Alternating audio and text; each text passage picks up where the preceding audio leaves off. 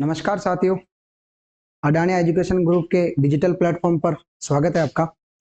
Jet, ICR, BHU सभी entrance exam के लिए तथा एग्रीकल्चर सुपरवाइजर के लिए जो सबसे इम्पोर्टेंट टॉपिक है खरपतवार विज्ञान। खरपतवार विज्ञान वीड साइंस जो है वो बहुत ही इंपॉर्टेंट टॉपिक है। हर एग्जाम में इससे कम से कम 2 से 3 क्वेश्चन नॉर्मल है जो आते हैं। हम इसको विस्तार से पढ़ेंगे, 3-4 क्लास में पढ़ेंगे, धीरे धीरे पढ़ेंगे, ठीक है। सबसे पहले शुरुआत करते हैं हम खरपतवार,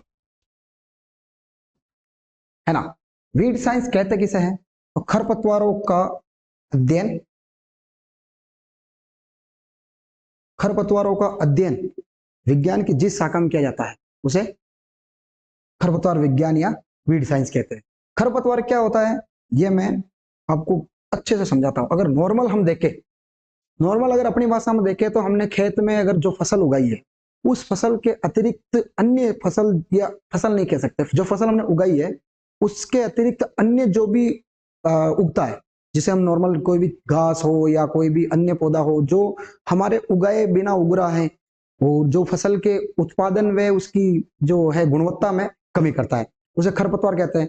यानी सामान्य भाषा में हम देखें तो हमने अगर खेत में गेहूं बो दिया तो गेहूं हमने बोया, उसके अलावा जितना भी जो उगा है, जो भी फालतू का जो चारा उगा है, जो भी फालतू का उगा है पौधा, वो सारा खरपतवार कहलाएगा, ठीक है। अब खरपतवार जो है, अगर खरपतवार की नॉर्मल आपको परिभाषा बताऊं तो ऐसे पौधे जो मुख्य फसल में बिना उगाए जो मुख्य फसल के साथ उसके क्षेत्र, पोषक तत्व, प्रकाश, वायु, इन सब का साथ प्रतिस्पर्धा करता है। फसल के साथ इन सब के लिए क्या करता है? प्रतिस्पर्धा करता है। वायु, अगर फसल को वायु चाहिए तो खरपतवार को भी वायु चाहिए, तो वायु के लिए भी प्रतिस्पर्धा करेगा। इसके अलावा प्रकाश, प्रकाश के लिए भी प्रतिस्पर्धा करेगा। खरपतवार अगर ज्यादा बड़ा हो गया और फसल छोटी रह गई तो फसल को प्रकाश की कमी आ जाएगी, और प्रकाश की कमी आएगी तो प्रकाश की कमी होने पर फसल जो है वो अपना वाष्पोत्सर्जन की क्रिया नहीं करेगी, भोजन नहीं बनाएगी, और भोजन नहीं बनाएगी तो फसल खरपतवार से कमजोर रह जाएगी, और फसल कमजोर हो जाएगी तो हमें उत्पादन तो फसल से प्राप्त होगा, खरपतवार से तो हमें उत्पादन प्राप्त होगा ही नहीं, ठीक है। जो प्रकाश और वायु, प्रकाश और इसके अलावा जो है वो पोषक तत्व, मृदा में पोषक तत्व होते हैं पौधों के लिए। इंपॉर्टेंट जो पोषक तत्व होते हैं पौधों के लिए वो 17 पोषक तत्व होते हैं, ये आप जानते हो। पोषक तत्व है तो पौधे को तो पोषक तत्व सभी को चाहिए, चाहे वो खरपतवार हो, चाहे वो मेन जो फसल हमने बोई वो फसल हो। तो हमारे बोने के अलावा जो फसल है वो भी पोषक तत्व तो लेगी, और मृदा से पोषक तत्व लेगी तो पोषक तत्वों की मृदा में कमी आएगी, और मृदा में पोषक तत्व की कमी आएगी तो मुख्य फसल भी कमजोर हो जाएगी। तो इन सबके लिए जो है वो फसल से क्या करती है? प्रतिस्पर्धा करती है, ठीक है।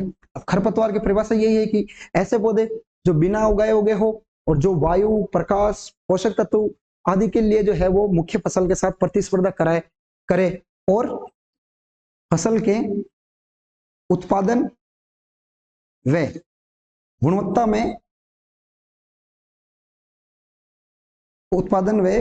में कमी करे या गुणवत्ता में हानि पहुंचाए।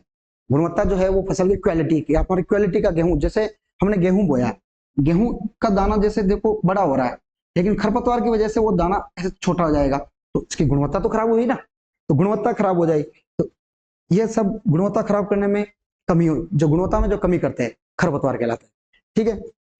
खरपतवार को इंग्लिश में वीड बोलते हैं। अब वीड जो है ये खरपतवार,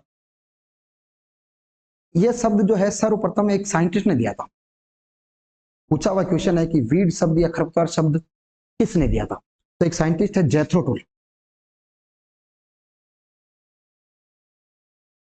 जेथरो टुल नाम के जो साइंटिस्ट है, इन्होंने खरपतवार शब्द दिया था, ठीक है। और जेथरो टुल ने जो खरपतवार शब्द दिया, इन्होंने एक पुस्तक लिखी थी जो इनकी बहुत प्रसिद्ध पुस्तक है, मैंने पहले भी बताया हुआ है क्लास में, for sowing husbandry.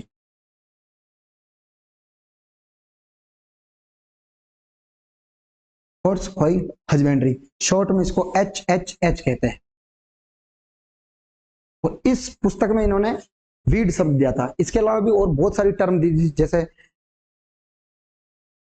Village word है, ये भी इन्होंने ही दिया था। विलेज जो होता ना, वो शरण, मृदा शरण, वो भी इन्होंने ही दिया था। ठीक है। और हॉर्स हस्बेंड्री बुक के अंदर इन्होंने खरपतवार शब्द दिया था और खरपतवार के बारे में सर्वप्रथम बताया था। इसलिए खरपतवार विज्ञान का जो फादर है, जो पितामह जिसे कहते हैं, जनक कहते हैं, खरपतवार विज्ञान का जो जनक है,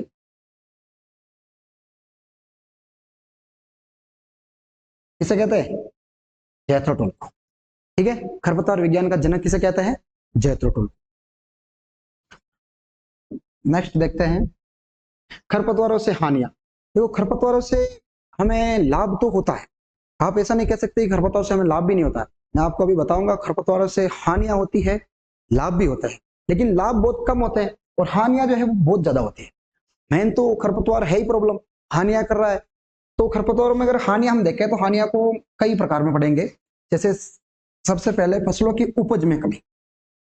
मैंने पहले भी बताया कि खरपतवार अगर सब कुछ चीज में जो फसल को चाहिए वो सब में अगर खरपतवार प्रतिस्पर्धा करेंगे तो मोस्टली है कि वो उत्पादन में तो कमी करेंगे ही। अब उत्पादन या उपज में जो कमी कर रहे हैं तो इसमें अब फसल को नुकसान केवल खरपतवार ही नहीं पहुंचाता है, इसके अलावा फसल को और भी नुकसान पहुंचाता है। जैसे खरपतवार तो एक है ही, जो हमारा टॉपिक यही चल रहा है कि खरपतवार फसलों को हानि पहुंचाता है। इसके अलावा कोई नाशी जीव हो, नाशी जीव जैसे कीट हो गए, कोई भी, हर फसल में बहुत सारे कीट लगते हैं, तो जितने भी कीट है वो नाशी जीव में आ जाएंगे। कीट भी खरपतवार को नुकसान पहुंचा रहे हैं। इसके अलावा कोई भी जैविक कारक, जैसे कोई सूक्ष्म जीव हो, सूक्ष्म जीव अगर मैं अपने रोग पहुंचा रहा है तो रोग पहुंचाने भी से भी वो फसल को हानि पहुंचा रहा है। तो फसल को हानि केवल खरपतवार ही नहीं पहुंचाते, बहुत सारे कारक पहुंचाते हैं, लेकिन खरपतवार जो है वो सारे कारकों में सबसे ज्यादा हानि पहुंचाता है। अगर हमने कोई फसल लगाई है और उस फसल को हमने अगर लगा दी है, वो फसल बड़ी हो रही है, अगर उसमें खरपतवार हो रहा है, हमने खरपतवार को अगर मैनेजमेंट या कंट्रोल नहीं किया तो वो फसल में, औसत देखा जाए अन्य अन्य फसलों में किसी में ज्यादा करता है किसी में कम करता है, लेकिन औसत जो है वो 33%, यानी एक फसल में 33% जो है वो कमी कर देगा। ठीक है, 33% कमी कर देता है। अब 33% कमी कर रहा है ये, तो सबसे ज्यादा हानि जो है वो खरपतवार ही पहुंचाता है। ये औसत है भाई, लगभग सभी फसलों का औसत देखे तो ये 33% हुआ था। अब फसलों में तो आपको पता है कि बहुत सारे जो है वो हानि पहुंचाते हैं। खरपतवार का आपने पढ़ लिया, बता दिया मैंने, 33% पहुंचाते हैं। अब फसलों को कीट भी नुकसान पहुंचाते हैं, ये ना, कीट कितना पहुंचाते हैं, ये इंपॉर्टेंट है, 33% ये पूछा हुआ है कई बार। ठीक है, कीट भी फसलों को नुकसान पहुंचाते हैं, लेकिन कीट सेकंड नंबर पे है, 26% औसत देखे तो कीट जो है वो फसलों को नुकसान पहुंचाते हैं। इसके अलावा फसलों में आपको पता है बहुत सारे रोग लगते हैं, डिजीज लगते हैं, वो रोग लगभग 20% जो है वो रोग द्वारा नुकसान माना गया। ठीक है, इसके अलावा अन्य अन्य के अंदर वो सभी क्रियाएं आ जाएगी जो वातावरण से संबंधित हो, जैसे पाला पड़ गया हो या सूखा पड़ गया हो, तो इनसे भी फसल को जो हानि होती है वो अन्य के अंदर आ जाएगा। 21% माना गया है कि इनसे भी फसल को इतनी हानि हो सकती है। ठीक है, अब खरपतवार से जो फसलों को हानि होती है उससे सबसे ज्यादा आपको मैं बताऊं तो धान है ना, धान, धान जानते हो ना, धान पैडी बोलते हैं जिसको इंग्लिश में, पैडी या चावल भी बोलते हैं ना। तो धान में जो है, धान की बुआई आप जानते हो कि धान जो है पहले नर्सरी तैयार की जाती है, फिर नर्सरी से पौधों को निकाल के फिर ट्रांसप्लांट किया जाता है, खेत के अंदर रोपण किया जाता है। लेकिन धान की सीधी बुआई भी करते हैं अपन। तो धान की जो सीधी बुआई करते हैं ना, तो डायरेक्ट खेत में बिना नर्सरी के, धान की सीधी बुआई में सर्वाधिक खरपतवार हानि करते हैं, लगभग 85%। अगर धान की सीधी बुआई कर दी, खरपतवार का मैनेजमेंट नहीं किया तो खरपतवार 85% तक हानि कर देते हैं। इसलिए धान की सीधी बुआई को फाउलिंग क्रॉप की एक टर्म से नाम जाता है, फाउलिंग फसल के नाम से जाना जाता है। ठीक है, खरपतवारों से हानि हम पहले हो गए, फसलों की उपज में कमी, दूसरा है फसलों की गुणवत्ता में कमी। गुणवत्ता यानी क्वालिटी। मैंने बताया था कि गेहूं का अगर दाना बड़ा बन रहा है और अगर खरपतवार का नुकसान ज्यादा हो रहा है तो दाना पतला हो जाएगा, क्वालिटी में फर्क पड़ा ना। अब बहुत सारे फसलों में जो है वो गुणवत्ता में फर्क पड़ जाता है। ठीक है, जैसे बताऊं आपको मैं, गन्ना, हमने गन्ना की फसल उगाई, गन्ने की गुणवत्ता में क्या होगा, हम चाहेंगे कि भाई गन्ने में ज्यादा जो है जूस निकले और गन्ना जो है वो मीठा हो, ठीक है, शर्करा की मात्रा ज्यादा हो। लेकिन शर्करा की मात्रा ज्यादा हो। लेकिन गन्ना के अंदर एक खरपतवार लगता है जिसे बोलते हैं स्ट्राइगा। स्ट्राइगा जो खरपतवार है ये मोस्टली जो है C4 प्लांट जो है, जितने भी C4 प्लांट होता है ना, जैसे गन्ना, मक्का, बाजरा, ज्वार, इन C4 प्लांट का जो है ये मुख्य खरपतवार है स्ट्राइगा। मैं स्ट्राइगा बार बार यूज करूंगा, बहुत इंपॉर्टेंट खरपतवार है, परजीवी खरपतवार है ये। स्ट्राइगा खरपतवार ये गन्ने के अंदर अगर लग जाए, गन्ने के अंदर स्ट्राइगा खरपतवार का अगर प्रकोप ज्यादा है तो गन्ने में क्या करेगा, ये शर्करा की मात्रा कम कर देगा, यानी गन्ना मीठा नहीं रहेगा, कम मीठा हो जाएगा। अगर शर्करा की मात्रा ये डाउन कर रहा है तो क्वालिटी में फर्क पड़ ही रहा है ना, ठीक है ना, गुणवत्ता तो खराब हो रही है ना गन्ने की।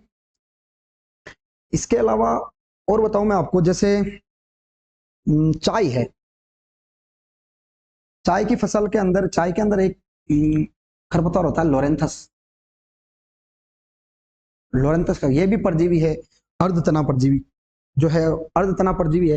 ये चाय के अंदर लग जाए तो ये भी चाय की क्वालिटी खराब कर देगा, यानी चाय की क्वालिटी, जैसे क्या बताऊं, अगर आप कम डालेंगे चाय तो मतलब कम चाय में एक तो फुल कलर आ रहा है, एक ज्यादा चाय डालेंगे तो भी कलर नहीं आ रहा, मतलब क्वालिटी खराब है उसकी। तो ये खरपतवार चाय के अंदर गुणवत्ता खराब देता है, ठीक है।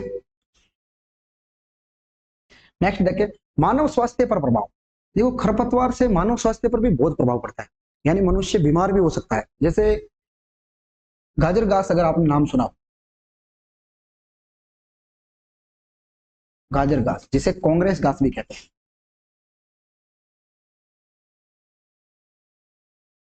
ठीक है। गाजर घास जिसे कांग्रेस घास भी कहते हैं, इसे पार्थेनियम भी बोलते हैं। और ये आपने सामान्य अगर देखा भी होगा, आजकल ये बहुत प्रकोप है इसका, बहुत ज्यादा खरपतवारों में सबसे ज्यादा हानि पहुंचाता है, इसलिए इसे खरपतवारों का राजा कहते हैं। तो खरपतवार है ना, खरपतवारों का राजा कहते हैं, किंग ऑफ वीड। खरपतवारों का राजा किसे कहते हैं, गाजर घास। तो गाजर घास जो है ये कंपोजिटिव फैमिली का होता है, और इसके जो पराग कण है, पराग कण मैंने बताया ना एक बार आपको कि पराग कण मतलब जो नर पार्ट्स के जो युग्मक के जो होते हैं, एन वाले जो युग्मक होते हैं, नर पार्ट, नर के जो पराग पराग कण होते हैं, वो पराग कण जो है इसके, वो मानव स्वास्थ्य को बहुत हानि पहुंचाते हैं। यानी अगर मनुष्य ने श्वास लेने में अगर अपने श्वसन के साथ उसको ले लिया है पराग कणों को, तो ये पराग कण जो मानव की जो फेफड़ों के पास जो श्वसन नली होती है ना, श्वसन नली, उस श्वसन नली में ये चिपक जाएंगे, जिससे मानव को एक बहुत बड़ी प्रॉब्लम हो जाती है, जिसे बोलते हैं अस्थमा। जो अस्थमा होता है ना, अस्थमा, दमा, अस्थमा, वो अस्थमा की प्रॉब्लम आपने देखा होगा, पिक्चरों में देखा होगा मोस्टली। अस्थमा वो होता है ना, किसी को ऐसे सांस लेने में तकलीफ आती है, फिर वैसे पंप से पुश पुश करता है ऐसे, है ना, उसे बोलते हैं अस्थमा बीमारी। तो अस्थमा बीमारी जो है ये मानव स्वास्थ्य के लिए हानिकारक है, क्योंकि गाजर घास से अस्थमा बीमारी हो जाती है, ठीक है, क्योंकि इसके पराग कण मनुष्य के अगर श्वसन नली में जाते हैं तो अस्थमा हो जाती है। इसके अलावा और भी एक आपको नुकसान बताता हूँ, सरसों होती है ना, सरसों, सरसों में एक बहुत ही प्रसिद्ध खरपतवार है सरसों का, सत्यानाशी, जिसका साइंटिफिक नेम है आर्जिमोना मैक्सिकाना। जो सत्यानाशी है, ये सत्यानाशी सरसों के अंदर होती है, और सत्यानाशी के जो बीज है वो सेम टू सेम जो है सरसों के बीज के जैसे होते हैं। तो अगर सरसों के बीज के साथ अगर सत्यानाशी के बीज मिक्स हो गए, और हम पहचान भी नहीं सकते ऐसे बीज होते, दोनों मिक्स हो गए, तो हमने क्या है कि उसका तेल निकाल दिया, वो तेल हमने अगर ग्रहण कर लिया, तो सरसों में सत्यानाशी का तेल मिलने के बाद अगर हमने ग्रहण कर लिया, तो वो मनुष्य में एक प्रकार की बीमारी उत्पन्न हो जाती है, जिसका नाम है ड्रॉपसी। जो ड्रॉपसी बीमारी है ये मनुष्य में नॉर्मल हो जाती है। और ये बीमारी जो है, ये क्या होता है कि जब सत्यानाशी का जब तेल हम हमारे शरीर में चल जाता है, तो क्या करता है कि वो शरीर के अंदर जो विटामिन ए की जो स्रोत होता है, जो विटामिन ए शरीर में होता है, उस विटामिन ए को डाउन कर देता है। विटामिन ए को डाउन करने से ड्रॉपसी नामक बीमारी हो जाती है। ड्रॉपसी बीमारी अगर आपको सामान्य बताऊं तो एक प्रकार का अंधापन है। ये ड्रॉपसी बीमारी क्या है, एक प्रकार का अंधापन। विटामिन ए जानता हो ना, विटामिन ए, विटामिन ए जिसका नाम है वैज्ञानिक नाम है, साइंटिफिक नाम जो है रेटिनॉल या कैरेटॉन भी कहते हैं, जो आंखों के लिए बहुत लाभदायक होता है। तो उसकी कमी हो जाएगी, तो शरीर में उसकी कमी हो जाए तो नॉर्मल है कि आपको जो है दिखना कम हो जाएगा, एक प्रकार का अंधापन हो जाएगा, जिसे ड्रॉपसी नाम से जाना जाता है, ठीक है। तो मानव स्वास्थ्य पर प्रभाव दो प्रकार से हो गया, एक जैसे अस्थमा बीमारी हो जाती है, इसके अलावा भी और बहुत सारे होता है, जैसे ये कांग्रेस घास है, इससे एलर्जी भी हो जाती है, ये एलर्जी का सबसे बड़ा कारक है। ठीक है।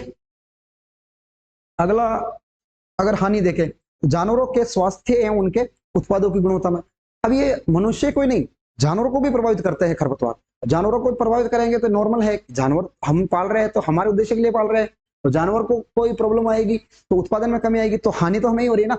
जानवरों को क्या होता है, जैसे जानवरों के स्वास्थ्य पर देखें तो आपने अगर गांव में एक चीज देखी होगी कि आपने कभी सुना होगा या देखा होगा कि ज्वार खाने से जो है वो पशु मर जाते हैं, ऐसे जो पानी की कमी वाली ज्वार मोस्टली, और जो ज्वार छोटी होती है जो घुटनों से नीचे होती है, उन ज्वार को खाने से जो है पशुओं की नॉर्मली मृत्यु हो जाती है। उसकी मृत्यु का एक कारण है, गांव में आपने देखा होगा, गांव में बोलते हैं कि ज्वार उग गई, पशु के पेट में जाके ज्वार उग गई, वो ज्वार उगती नहीं है। HCN जो है, हाइड्रोजन साइनाइड, हाइड्रोजन साइनाइड, जिसे गुरीन तत्व भी कहते हैं, गुरीन तत्व, ये जो है ये ज्वार के अंदर मोस्टली पाया जाता है। अब आप ये नहीं कहोगे कि ज्वार खरपतवार थोड़ी है, ज्वार तो फसल है, बिल्कुल ज्वार तो फसल है, लेकिन खरपतवार जंगली ज्वार होती है। ज्वार की एक जंगली वैरायटी होती है, जंगली ज्वार बोलते हैं जिसे। ज्वार का नाम तो सोरगम बाइकोलर होता है, इसका होता है सोरगम हेलिपेंस, सोरगम हेलिपेंस जो होती है जंगली ज्वार। इस जंगली ज्वार के अंदर जो है ये HCN जो है धुरीन तत्व, नॉर्मल ज्वार में भी होता है, लेकिन जंगली ज्वार के अंदर जो है ये HCN 8 से 10 गुना जो है वो ज्यादा पाया जाता है। और HCN की जो है वो 500 ppm जो मात्रा होती है, 500 ppm ही पशु की मृत्यु के लिए काफी है, लेकिन इसके अंदर 8 से 10 गुना पाई जा रही है, मतलब ज्यादा पाई जा रही है। तो अगर ज्वार, जंगली ज्वार को अगर पशु ग्रहण कर ले तो पशु की कुछ ही समय में क्या हो जाएगी, मृत्यु हो जाएगी। ठीक है, कुछ ही समय में पशु की मृत्यु हो जाएगी। अगर अपने कोई नॉर्मल ज्वार जो हम बोते हैं, जो फसल बोते हैं, तो उसको भी अगर आपको हरी ज्वार पशु को खिलाना है, सूखने के बाद HCN की मात्रा खत्म हो जाती है, लेकिन हरी ज्वार अगर आप पशु को खिला रहे हो तो कम से कम वो कब खिलानी चाहिए, जब उसके अंदर क्या है, बाली आने लग जाए, जो पुष्प है उसका ज्वार का पुष्प आने लग जाए, तब ही ज्वार को खिलाना चाहिए पशु। ठीक है। स्वास्थ्य प्रभाव देख लिया आपने जानवरों के स्वास्थ्य पर। अगर उत्पादों में देखें हम कि भाई उत्पाद में ये क्या कमी कर रहे हैं ना, तो उत्पाद में भी ये फर्क पड़ता है।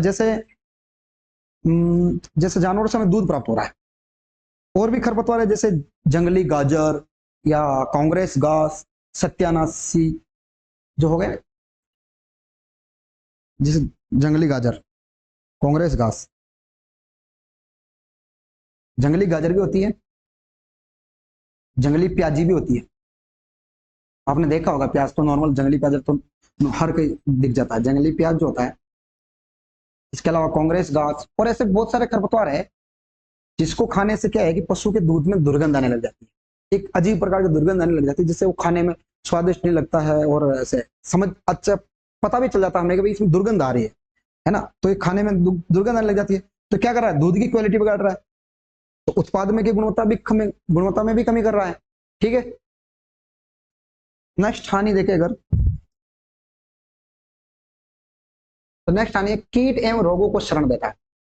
फसल में कीट हो रहा है, लेकिन कीट जो है वो अगर हमने फसल उगाई है, तो फसल अगर अभी उगी नहीं है, थोड़ी बहुत उगी है, खरपतवार अगर उग चुका है, तो ये क्या करता है, जो कीट अगर पहले खेत में मौजूद हो तो वो क्या है, उन कीटों को शरण दे देगा, यानी रहने के लिए जगह दे देगा, क्योंकि कीट उनको खाने लग जाएगा, कीट उनको खाएगा, फिर फसल बड़ी होगी, फिर फसल को खाने लग जाएगा।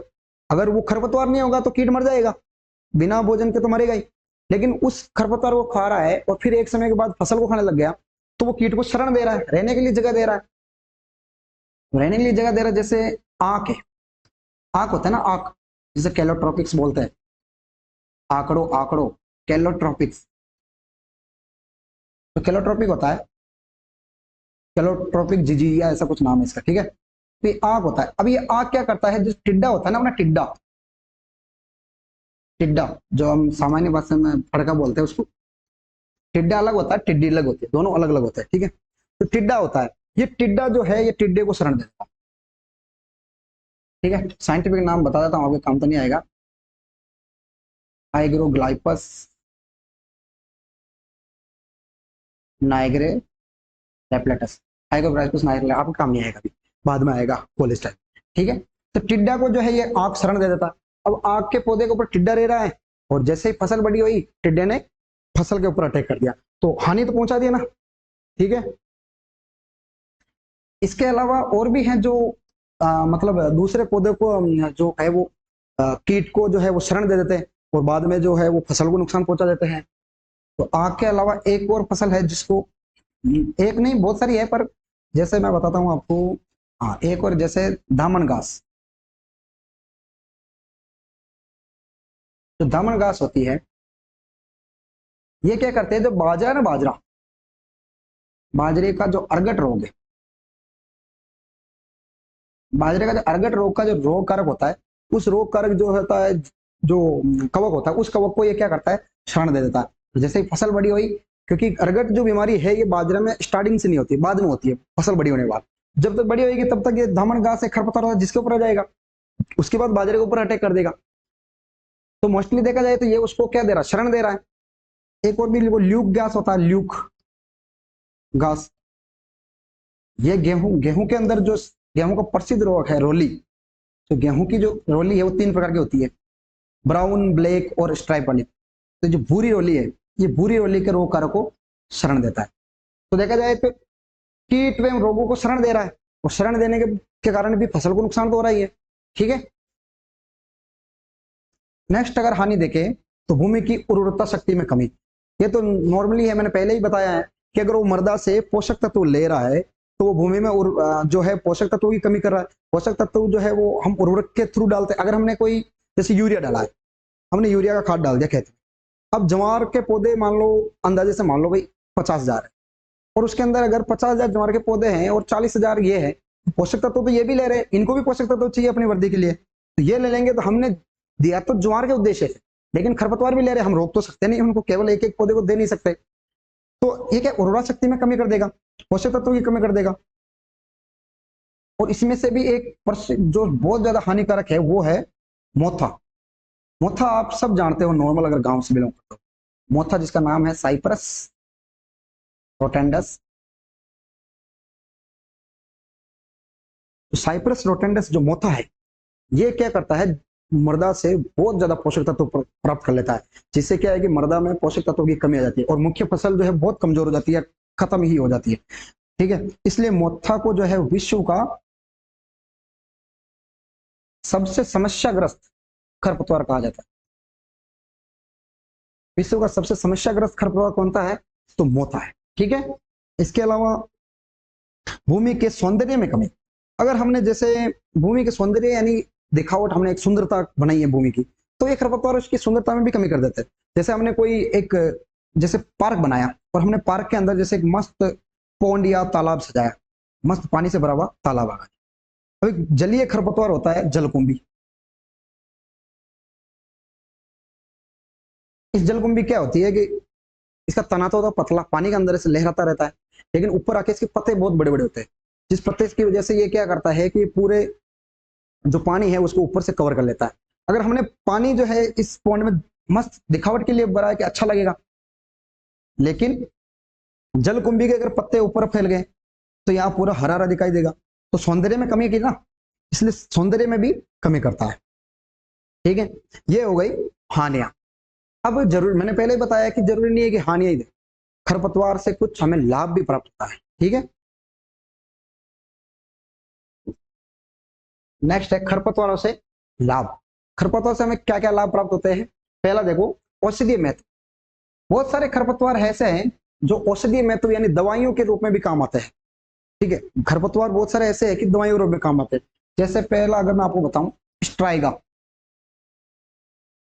मैंने बताया था C4 प्लांट का मुख्य खरपतवार है, जिसे हम रोकड़ी बोलते हैं। जो स्ट्राइगा है, स्ट्राइगा खरपतवार जो है, ये मधुमेह जो बीमारी होती है, जिसे डायबिटीज बोलते हैं, मधुमेह जो बीमारी होती है जिसे डायबिटीज बोलते हैं, आप अगर नॉर्मल देखो तो शुगर बोलते हैं जिसे। ठीक है, तो मधुमेह जो डायबिटीज बीमारी है, उस डायबिटीज बीमारी के निवारण में यह काम करता है।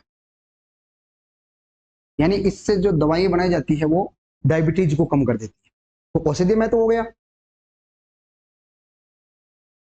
इसके अलावा स्ट्राइगा मधुमेह को कम करता है। इसके अलावा एक होता है गोखरू। गोखरू गोखरू को हम अगर नॉर्मल भाषा में मैं आपको बताऊं, कांटी जानते होंगे आप, आपने देखा होगा बरसात के दिनों में मोस्टली पाया जाता है जिसमें कांटी होती है। एक समय के बाद उसमें कांटी आना शुरू हो जाती है और फिर कांटी अगर चुभ जाए तो है ना उसमें कांटे होते हैं, तो गोखरू बोलते हैं उसको। तो ये गोखरू क्या करती है, ये प्रजनन संबंधित अगर कोई बीमारी हो, प्रजनन संबंधित जो बीमारी हो, कोई बच्चा नहीं हो रहा हो या कोई ऐसा गुप्त रोग हो, तो उन बीमारियों में ये काम करते हैं। इसके अलावा ये जो है पथरी होती है हमारे किडनी में, जो अगर पथरी पाई जाती है तो पथरी के भी निवारण में जो है इसका प्रयोग किया जाता है। किसका? गोखरू का। ठीक है, औषधि में तो में दो हो गए। तीसरा एक होता है गुम्ब। एक होता है गुम्ब, गुम्ब खरपतवार, ल्यूकस एस्पेरा उसका नाम है। ल्यूकस एस्पेरा, इसका उपयोग क्या किस में, सांप काटने पर जो है औषधि के रूप में इसका उपयोग किया जाता है। अगर सांप काट ले तो इस औषधि के रूप में जो है इस खरपतवार का उपयोग किया जाता है।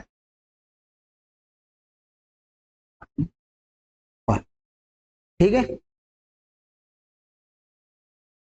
और बताऊं आपको मैं इसका, स्ट्राइगा हो गया, गोखरू हो गया और गुम्ब हो गया।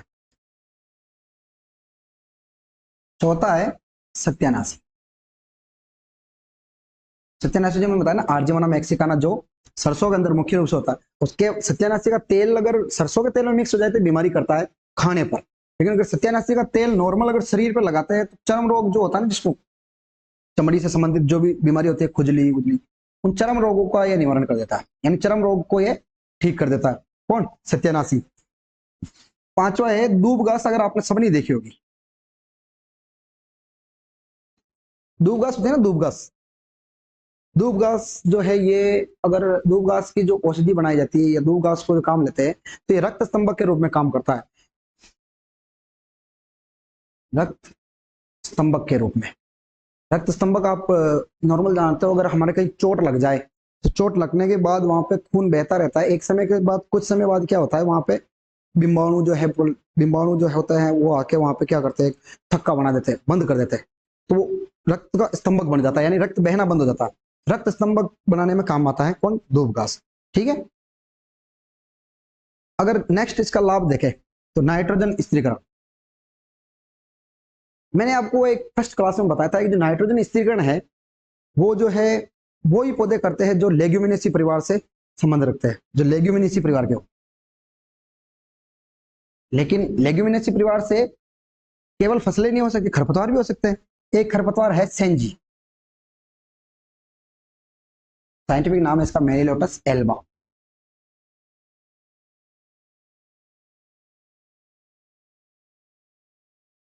ये लेग्यूमिनेसी परिवार से है और इसका पौधा ऐसे ही होता है, मतलब यहाँ से हुआ है, इसमें पौधे में फलियां आती है, यहाँ पे मृदा के अंदर जड़ें होती है। ये लेग्यूमिनेसी परिवार का है तो इसकी जड़ में क्या पाई जाएगी?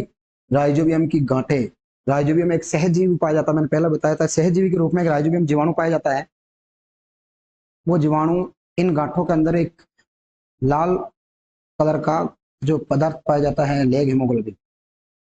उस लेग हीमोग्लोबिन की सहायता से क्या करता है? लेग हीमोग्लोबिन की सहायता से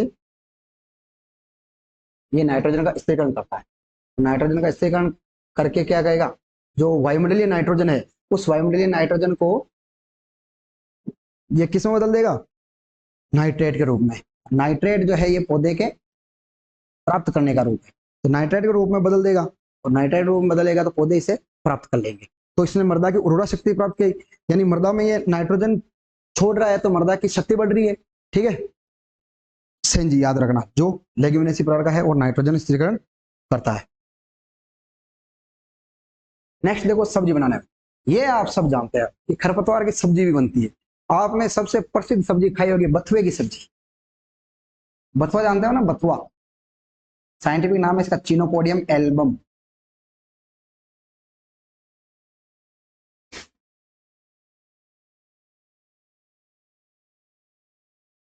चिनोपोडियम एलम्बम जो बथुआ होता है, ये हमने मोस्टली जो है सबने खाया हुआ होगा, क्योंकि इसकी खड्डी बनती है बथुए की।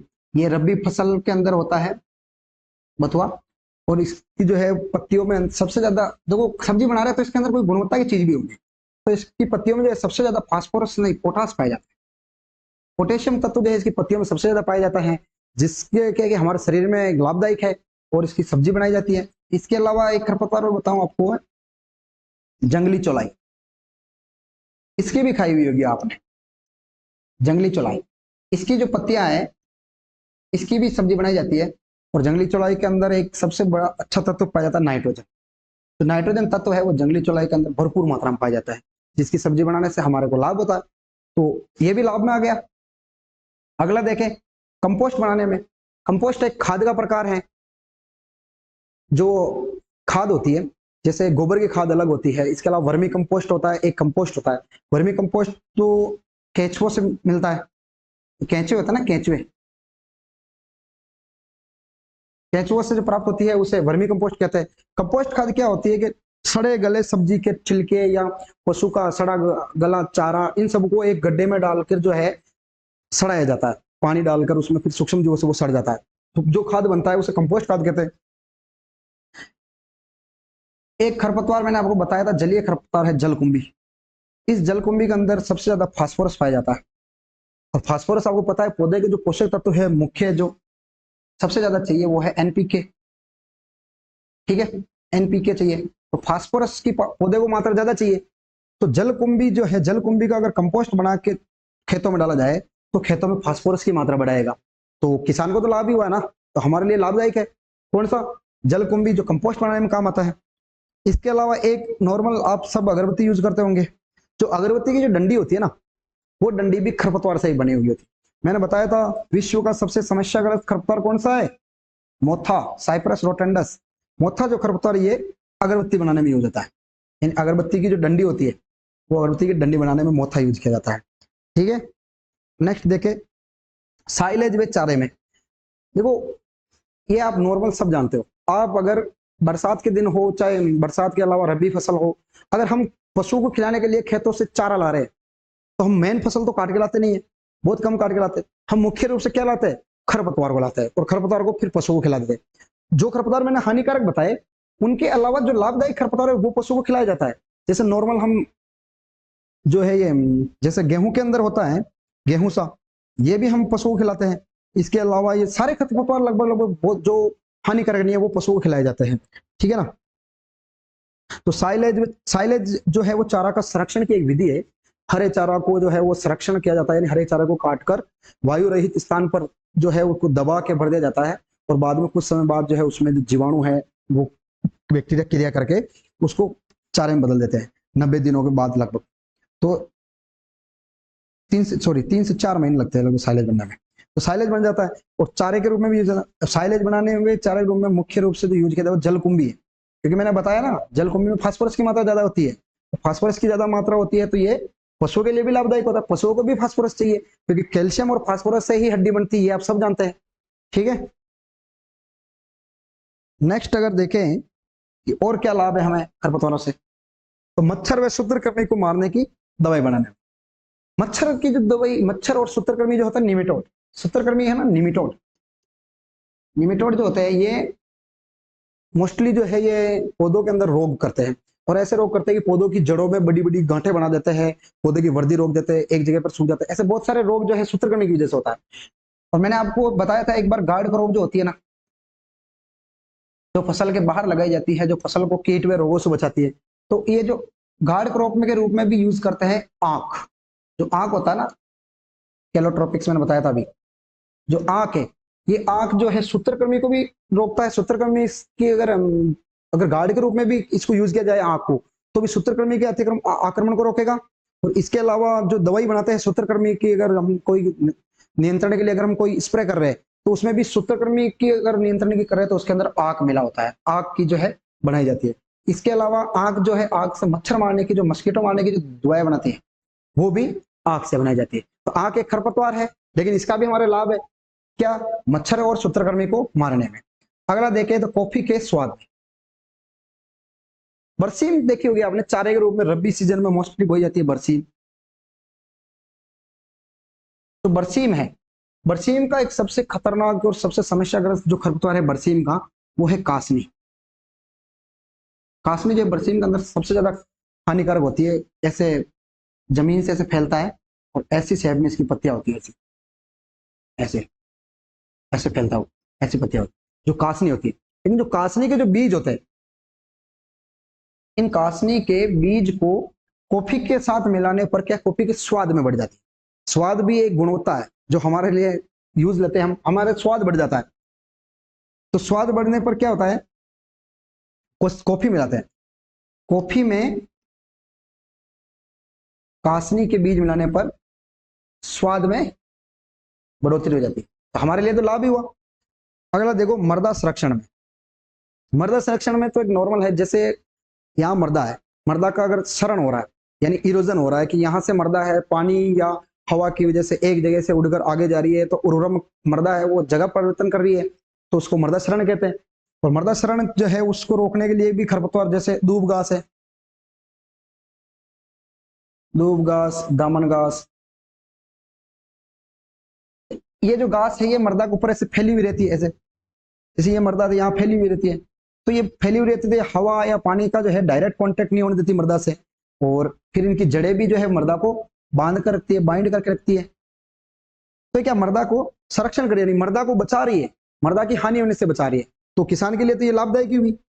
ठीक है, नेक्स्ट देखें तो नई फसलों के निर्माण व गुणवत्ता में सुधार। जो खरपतवार है ये मोस्टली जो है जंगली पादप जो है वो, जैसे मैंने बताया आपको कि जैसे जंगली चावल है, जंगली चावल है तो ये खरपतवार के रूप में है। अभी हम बोलते वो एक नॉर्मल चावल है जो हम फसल के रूप में यूज करते हैं। अब जंगली चावल जो हम खरपतवार के रूप में यूज कर रहे हैं, यूज नहीं कर रहे, जो खरपतवार है वो जंगली चावल क्या है कि उसके अंदर बहुत सारी ऐसी चीजें होती है। खरपतवार जो है फसलों की बजाय बहुत ज्यादा पावरफुल माने जा सकते हैं, क्योंकि अगर कीट भी लग रहा है तो फसलों को कीट खाने वाला खरपतवार वो नहीं खा सकता, कम खाएगा। रोग भी लग रहा है तो रोग के प्रति भी ये प्रतिरोधक होता है खरपतवार, अधिकतर जो है सेंसिटिव होता है, जो सहन कर लेते हैं। इसके अलावा कोई कीट भी अगर प्रकोप हो रहा है तो भी खरपतवारों में कम होता है। तो हम क्या करता है, जो प्लांट ब्रीडर जो होता है, जो प्लांट ब्रीडर जो होता है, जो साइंटिस्ट होता है ब्रीडिंग का, वो क्या करता है, नई अगर कोई नई वेराइटी निकाल रहा है किसी फसल की, तो वो क्या जंगली पौधों से गुण जो है वो जंगली पौधों की क्वालिटी को अपने जो फसल यूज लेनी है उस फसल के साथ क्रॉस कराएगा, संकरण करा के उसमें से अच्छी क्वालिटी जो है निकालेगा। तो जंगली चावल जो है ये नॉर्मली चावल की वैरायटी सुधारने में काम, तो गुणवत्ता सुधर रही है ना, वैरायटी अच्छी बनेगी। हो सकता है कि जो साइंटिस्ट है उसने जो अगली चावल की वैरायटी बनाई हो वो रोग के ज्यादा प्रतिरोधी ज्यादा हो, तो प्रतिरोधकता जो गुण है वो उसने जंगली चावल से लिया है। तो खरपतवार भी हमारे काम आ गया। इसके अलावा एक मक्का का होता है टियोसेंट है, जो टियोसेंट जो है था मक्का का,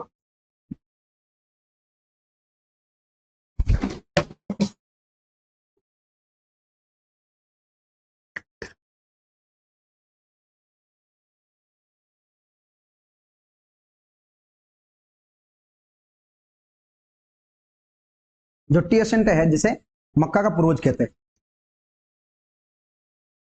मक्का का पूर्वज, ये भी जंगली है, जंगली पादप है। तो ये भी क्या है, मक्का की जो है वैरायटी सुधारने में काम आता है।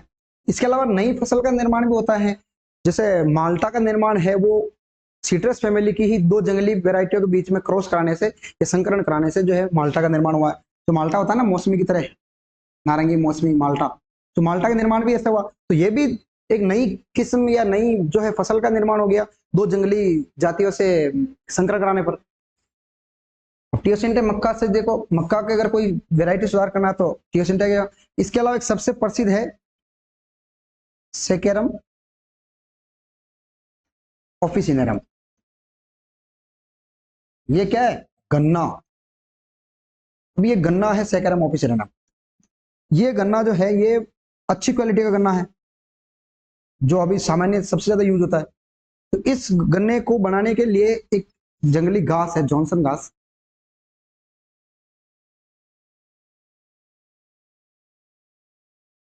ठीक है, इस सेकेरम स्पॉन्टिनियम,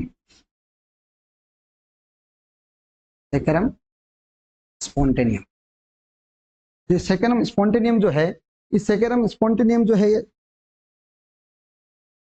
सॉरी ये जॉनसन घास नहीं, टाइगर घास। टाइगर घास जो है सेकेरम स्पॉन्टेनियम, इस टाइगर घास के जो क्रॉस है वो हमारे जो भारतीय जो गन्ना है सेकेरम बारबेरी, उसके साथ क्रॉस कराने से हमें सेकेरम ऑफिसियलम गन्ना मिला है, जो अच्छी क्वालिटी का है। यानी इसमें जो है ये मोटा भी होता है और जूस की मात्रा भी इसमें ज्यादा होती है। ये किसने कराया था मैं बताता हूँ, टी.एस. वेंकटरमन। टी.एस. वेंकटरमन एक है ब्रीडर, उसने करवाया था गन्ने का, ठीक है। इसके अलावा और जंगली चावल हो गया, जंगली जवार हो गए, जैसे जंगली जवार, ये सामान्य जवार के अंदर क्या करता है कि क्रॉस करा के कोई अच्छी वैरायटी प्राप्त करनी हो तो काम आते हैं, ठीक है। ये हो गए नई फसलों के उत्पादन या नई फसलों का निर्माण या कोई गुणवत्ता में सुधार करने के लिए, ठीक है। तो खरपतवारों के हानियां भी पढ़ ली, खरपतवारों के लाभ भी पढ़ लिए कि भाई हमें हानियां तो है लेकिन लाभ भी होता है। अधिकतर हर वस्तु के या हर कोई चीज के दो ही पहलू होते हैं, उससे लाभ भी होता है तो उससे हानि भी होती है, ठीक है। अगला टॉपिक अपना खरपतवारों का वर्गीकरण।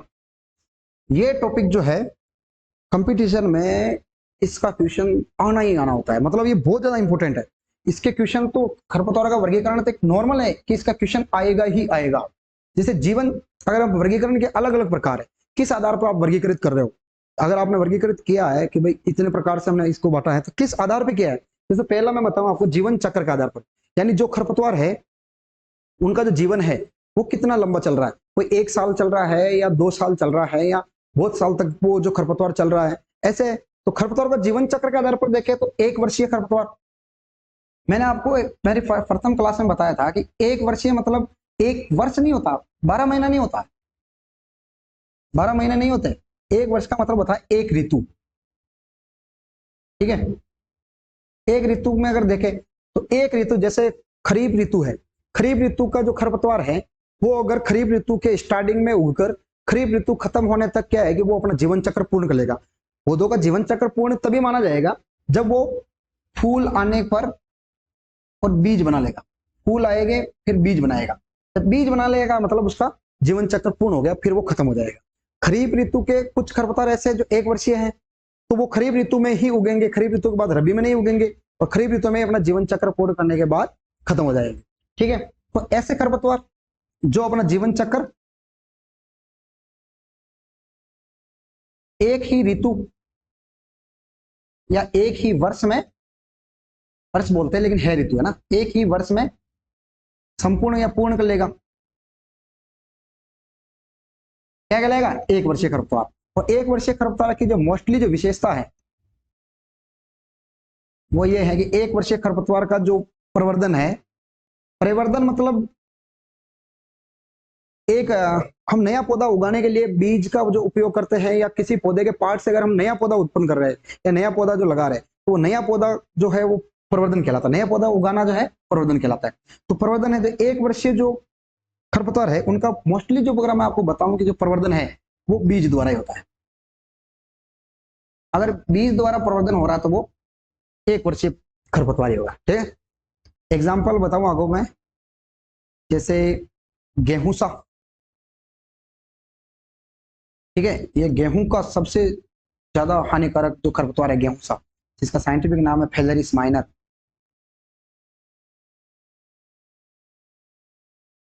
इसके अलावा जैसे ये बथुआ, और भी बहुत सारे खरपतवार है जो 1 वर्षीय होते हैं, जो 1 वर्ष में ही अपना जीवन चक्र पूर्ण कर लेते हैं, ठीक है। दूसरा है द्विवर्षीय। अब जो द्विवर्षीय है ये भी सही है सर, जो द्विवर्षीय खरपतवार है बस सेम है कि द्विवर्षीय खरपतवार वो होते हैं जो अपना जीवन चक्र कितने वर्षों में, 2 वर्षों में पूरा कर रहा है। 2 वर्ष यानी 2 ऋतु में अपना जीवन चक्र पूर्ण कर रहे हैं। 2 ऋतु में पूर्ण करने मतलब 2 ऋतु में वो जो है बीज का उत्पादन देंगे, ठीक है। अब वो क्या करेंगे, प्रथम ऋतु जो होगी फर्स्ट ऋतु, फर्स्ट ऋतु में तो क्या करेंगे वो वानस्पतिक वृद्धि करेंगे, यानी बढ़ते ही जाएंगे बढ़ते ही जाएंगे, फूल नहीं आएंगे।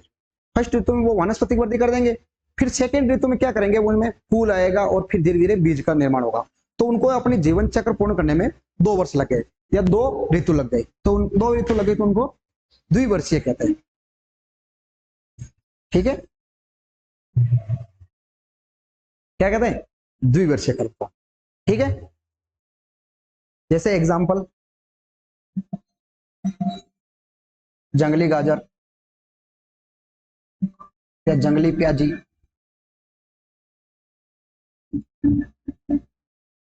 एक मिनट,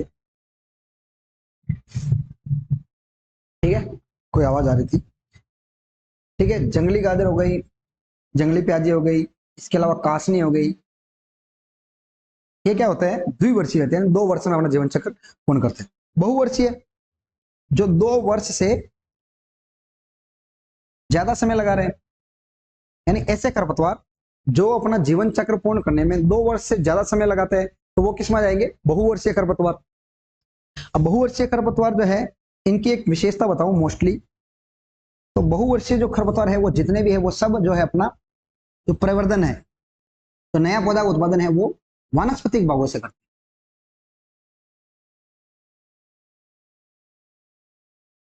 हैं। यानी बीजों के अतिरिक्त पौधे का कोई और पार्ट, जड़, तना, पत्ती, पौधे किसी अन्य भाग से अगर वो प्रवर्धन कर रहा है, नया पौधा उत्पादन कर रहा है, तो वो किसमें आएगा? वनस्पतिक भाग से प्रवर्धन कर रहा है।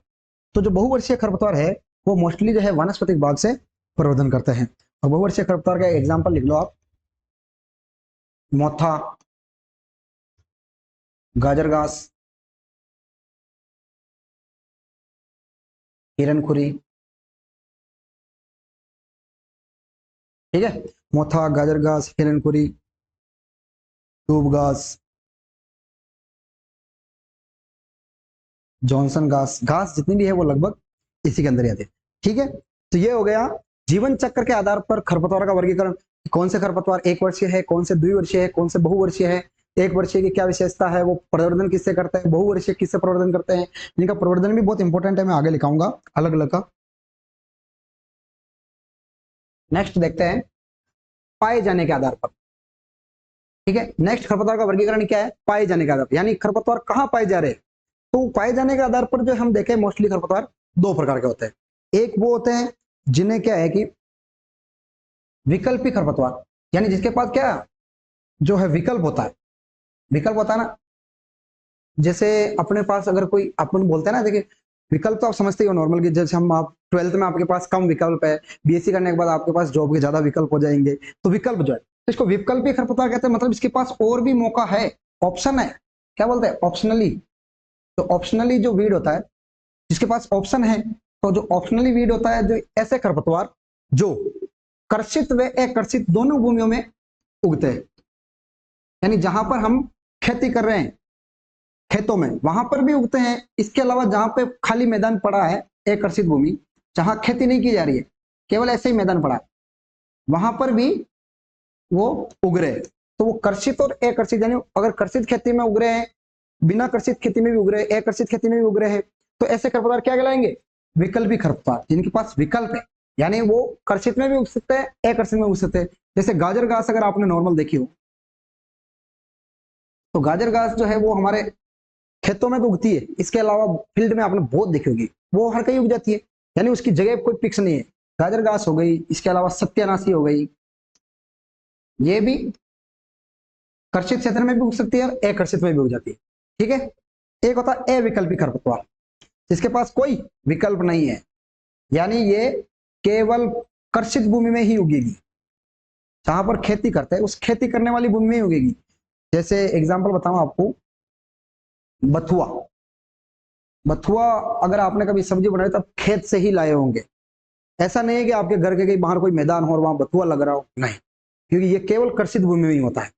तो ये क्या हो गया? अविकल्पी खरपतवार, जो केवल कर्षित भूमि में ही उगते हैं, जैसे बथुआ हो गया, और भी है जैसे कासनी हो गई। ठीक है, ये खरपतवार केवल कर्षित भूमि में उगेंगे, तो इनको क्या बोलेंगे? अविकल्पी खरपतवार। विकल्पी खरपतवार वो है जो कर्षित और अकर्षित दोनों स्थान पर उगते हैं, और अविकल्पी खरपतवार वो है जो केवल कर्षित क्षेत्र में उगते हैं। ठीक है, अगल देख अगर प्रकार अगला वर्गीकरण जो है वो फसल संबंध व सापेक्ष स्थिति के आधार पर, यानी जो है वो फसल से संबंधित कैसे है, या ऐसे बोल सकते हैं विशेष प्रकार का जो है, इसको बोलते हैं विशेष प्रकार का वर्गीकरण। और ये इतना इंपॉर्टेंट है, विशेष प्रकार का वर्गीकरण, ये इतना इंपॉर्टेंट है कि मोस्टली जो है बहुत ज्यादा इससे क्वेश्चन आता है। अगर खरपतवार से वर्गीकरण से क्वेश्चन आ रहा है तो ज्यादा से ज्यादा जो चांस है वो इसी से आने वाला है। ठीक है, जो अगर इनका देखें तो सबसे पहले निरपेक्ष खरपतवार, इंग्लिश में बोलता है एब्सोल्यूट वीड। निरपेक्ष खरपतवार तो सामान्य उन खरपतवार को कहते हैं जो ऐसे खरपतवार जो फसलों को हानि पहुंचाते हैं। बस इसकी एक छोटी सी डेफिनेशन है, निरपेक्ष खरपतवार ऐसे खरपतवार, ऐसे खरपतवार जो फसलों को क्या करते हैं, सदैव हानि पहुंचाते हैं।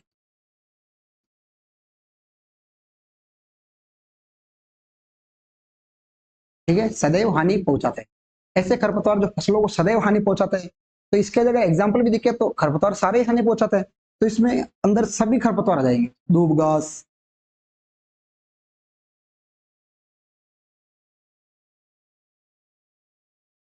दूब घास और कांग्रेस घास, जितने भी खरपतवार है वो सब इसके अंदर आ जाएंगे। ठीक है, निरपेक्ष खरपतवार या एब्सोल्यूट वीड। ठीक है, अगला प्रकार देखो सापेक्ष खरपतवार यानी रिलेटिव वीड्स, यानी ऐसे खरपतवार, सापेक्ष खरपतवार की अगर आपको परिभाषा बताऊं मैं तो ऐसे खरपतवार जो क्या है कि मुख्य फसल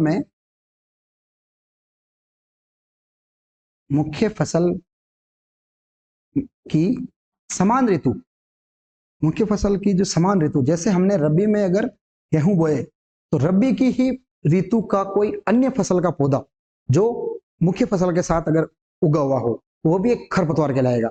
खरपतवार घास तो कहलाती है, लेकिन विशेष प्रकार के वर्गीकरण में जो है वो खरपतवार अन्य फसल भी कहला सकती है। जैसे मैंने अभी बताया, मुख्य फसल की समान ऋतु का पौधा फसल के अंदर पाया जा रहा हो, फसल में अगर पाया जा रहा है तो क्या कौन सा खरपतवार कहला है, सापेक्ष खरपतवार यानी रिलेटिव स्वीट। मुख्य फसल है, जैसे हमने गेहूं बो दिया, ये उदाहरण भी बहुत इंपॉर्टेंट है। जैसे गेहूं में चना, गेहूं भी रबी में बोते हैं और चना भी रबी में बोते हैं, लेकिन गेहूं का हमने खेत बोया और उसमें हमने बिना बोए कहीं से अगर चने का बीज आ गया और चने का अगर पौधा उग गया तो चने का पौधा कौन सा खरपतवार कहलाएगा, सापेक्ष खरपतवार। ठीक है, इसके अलावा और भी आप कोई भी लिख सकते हो उदाहरण में, क्या जैसे ज्वार में बाजरे का पौधा,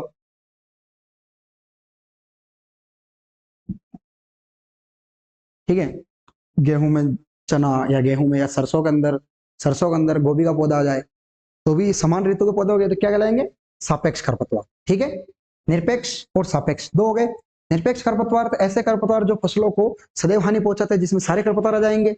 और सापेक्ष खरपतवार जो समान ऋतु का पौधा जो बिना उगाए मुख्य फसल में उग जाए वो सापेक्ष खरपतवार कहलाएगा। ठीक है, नेक्स्ट वर्गीकरण देखें तो आपत्तिजनक खरपतवार या ऑब्जेक्शनल वीड।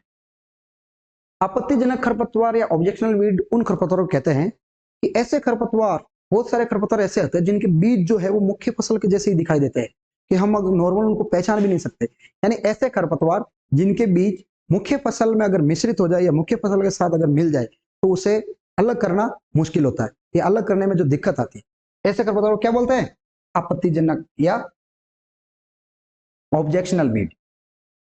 जिनके जो मुख्य फसल, ऐसे खरपतवार जो मुख्य फसल में बीज मिलने पर पहचानना क्या होता है, मुश्किल होता है, ऐसे खरपतवार को क्या बोलते हैं, आपत्तिजनक खरपतवार। जैसे एग्जाम्पल देखना इनके बहुत इंपॉर्टेंट है, ऐसे पूछा हुआ है कि गेहूं का आपत्तिजनक खरपतवार कौन सा है, गेहूं का आपत्तिजनक खरपतवार कौन सा, हिरनखुरी। हिरनखुरी के जो बीज है वो सेम टू सेम कॉपी जो है गेहूं के बीज जैसे दिखाई देते हैं, हम उसे पहचान भी नहीं सकते। और लिखो आप देखो, रिजका होता है ना, रिजका, रिजिका का मुख्य खरपतवार कौन सा है? अमरबेल। और अमरबेल के जो बीज है इनको भी हम पहचान नहीं सकते, रिजिके के बीज के समान आते हैं। इसके अलावा बरसीम में कासनी के बीज, ठीक है। इसके अलावा एक और लिखूं, बरसीम में कासनी के बीज हो गए, और गेहूं में आपत्तिजनक जो हो गए वो हिरनपुरी हो गए, रिजिका में अमरबेल हो गए, और एक सरसों का मैंने बताया था कि उनके बीज को पहचान नहीं जाता, सरसों में सत्यानाशी के बीज क्या कहलाएंगे?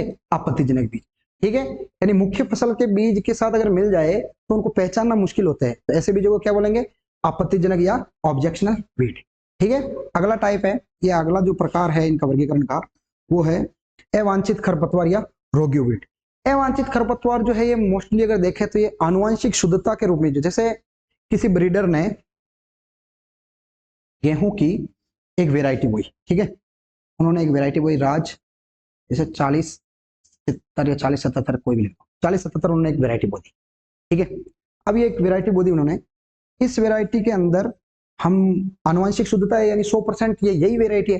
अब इस वेराइटी के अंदर गेहूं की कोई अलग वेराइटी का बीज जाए, जैसे राज 37-70 या 37-65 जो भी है, जैसे राज 37-65 जो अगर वेराइटी है, तो इस वेराइटी में जो इस वेराइटी का पौधा हमें दिखाई दे दे तो ये क्या करेगा? आनुवंशिक शुद्धता बिगाड़ेगा,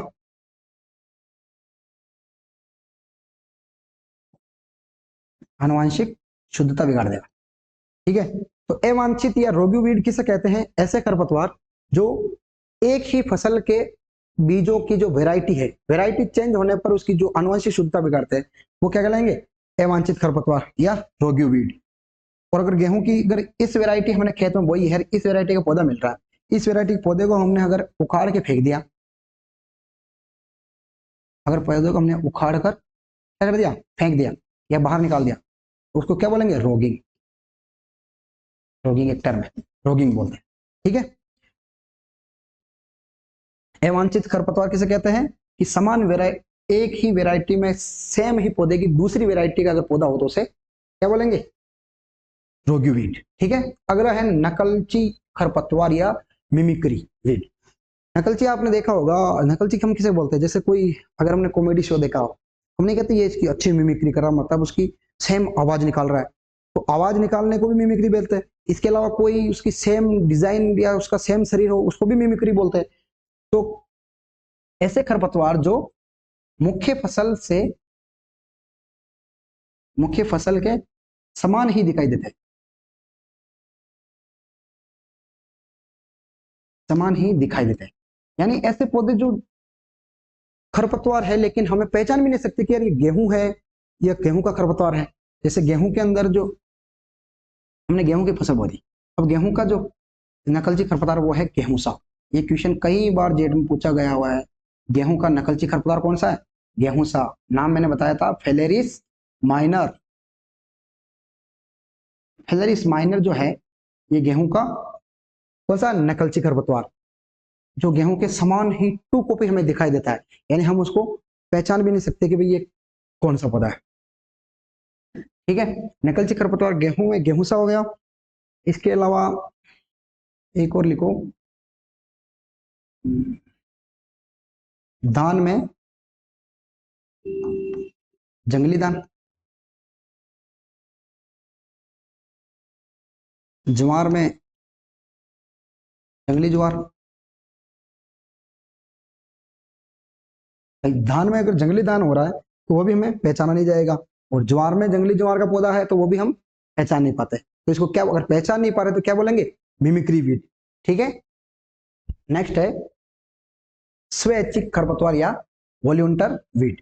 यानी वॉल्यूंटर वीड या स्वैच्छिक खरपतवार ऐसे खरपतवार को कहते हैं कि ऐसे खरपतवार, ऐसे खरपतवार जो क्या कहते हैं? पुरानी सीजन की, यानी पिछली ऋतु, पिछली ऋतु का पौधा हो, पिछली ऋतु का पौधा अगली ऋतु में, अगली ऋतु में उग जाए, उसे क्या कहेंगे? स्वैच्छिक खरपतवार।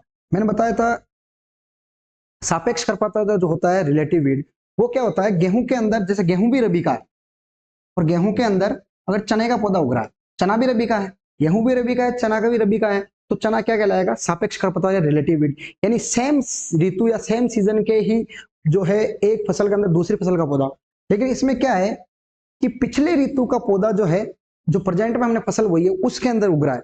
जैसे हमने मक्का बो दिया, मक्का आपको पता है किस ऋतु का है, खरीफ का है। लेकिन हमने अगली रबी ऋतु में गेहूं बो दिया और गेहूं के अंदर अगर मक्के का पौधा दिखाई दे रहा है, एक दो पौधा अगर मक्के का गेहूं के अंदर उग गया है, यानी पिछली ऋतु का पौधा इस ऋतु में उग गया है, तो उसे क्या बोलेंगे, वॉल्यूंटर वीड या स्वैच्छिक खरपतवार। ठीक है, समझ गए भाई। अपने खरीफ ऋतु का जो पौधा है वो अगर रबी ऋतु में, रबी ऋतु की फसल के अंदर उग रहा है, तो उसे क्या बोलेंगे, स्वैच्छिक खरपतवार। अगला देखिए, शैतान खरपतवार या नॉक्सियस वीड। ये ऐसे खरपतवार होते हैं जिनका नियंत्रण करना बहुत मुश्किल होता है। अगर नॉर्मल देखें हम तो बहुत सारे खरपतवार का हम क्या है कि दवाई से नियंत्रण कर देते हैं। जैसे बथुआ है अगर गेहूं के अंदर, तो हम उसके अंदर क्या करते हैं, बथुए के नियंत्रण के लिए हम 2,4-D यूज कर लेते हैं, तो 2,4-D डालने पर बथुआ खत्म हो जाता है, नियंत्रण हो गया। लेकिन कुछ खरपतवार ऐसे होते हैं जिनका नियंत्रण करना बहुत मुश्किल होता है, यानी आसानी से उसका नियंत्रण नहीं होता। जैसे शैतान खरपतवार है, नॉक्सियस वीड, ऐसे खरपतवार जिनका क्या होता है, नियंत्रण करना बहुत क्या होता है, कठिन होता है। इनका नियंत्रण करना बहुत कठिन होता है, उनको क्या बोलेंगे, शैतान खरपतवार। ठीक है, नॉक्सियस वीड कठिन होता है। जैसे अमरबेल, अमरबेल जो है रिजके में हो जाती है, तो अमरबेल को नॉर्मल आप दवाइयों से नष्ट करना बहुत मुश्किल है। फिर अमरबेल के लिए अब मैं आपको बताता हूँ थोड़ा बहुत। अमरबेल रिजके के अंदर जो होता है, और इसको अगर खत्म करना, ये इसका जो है नियंत्रण बहुत मुश्किल होता है। और अगर इसका नियंत्रण करना तो पैराक्वाट, आगे पढ़ाऊंगा मैं आपको, पैराक्वाट और डाइक्वाट नाम के जो रसायन होते हैं, इन रसायन का जो है छिड़काव किया जाता है, वो भी कब, जब फसल को काटने के बाद किया जाता है, फसल की कटाई करने के बाद। क्योंकि ये जो है ये ऐसे रसायन है कि ये खरपतवार के साथ साथ फसल को भी नष्ट कर देंगे। यानी ये पहचानते नहीं है कि कौन खरपतवार है कौन फसल है, ये सब कुछ को नष्ट कर देंगे पैराक्वाट डाइक्वाट। तो अमरबेल हो गई, इसके अलावा गाजर घास हो गई, इसका भी मुश्किल है जो नियंत्रण है। और इसके अलावा और भी दूब घास हो गई। ठीक है, तो ये सब किसमें आ जाएंगे, शैतान खरपतवार। ओके, नेक्स्ट देखो, बस खत्म। अगला सेशन हम कल लेंगे, क्योंकि ये जो है बहुत बड़ा टॉपिक है। आज जो मैंने पढ़ाया है ये खरपतवारों का वर्गीकरण और खरपतवारों का जो सामान्य जो विशेषता जानकारी जो है, ये बहुत ज्यादा इंपॉर्टेंट है। वर्गीकरण से तो क्वेश्चन आना जो है वो बहुत ही ज्यादा जरूरी है, मतलब इंपॉर्टेंट है ये बहुत टॉपिक। इसमें से 2-3 क्वेश्चन जो है वो हर एंट्रेंस एग्जाम में नॉर्मल आते हैं। ठीक है, और बस यहीं तक। जेट, ICAR, BHU का ऑफलाइन भी अगर कोई कोचिंग करना चाहे तो वो अडानी एजुकेशन ग्रुप से जुड़े। आसिंद के आसपास का अगर कोई बंदा हो, या ऑनलाइन ग्रुप जो है वो भी हम अडानी एजुकेशन के ऐप के ऊपर जो है लगा रहे हैं। ठीक है, नीचे जो चल रही है लाइन उसमें अगर नंबर है, अगर कांटेक्ट कर लेना। ओके, थैंक यू, धन्यवाद।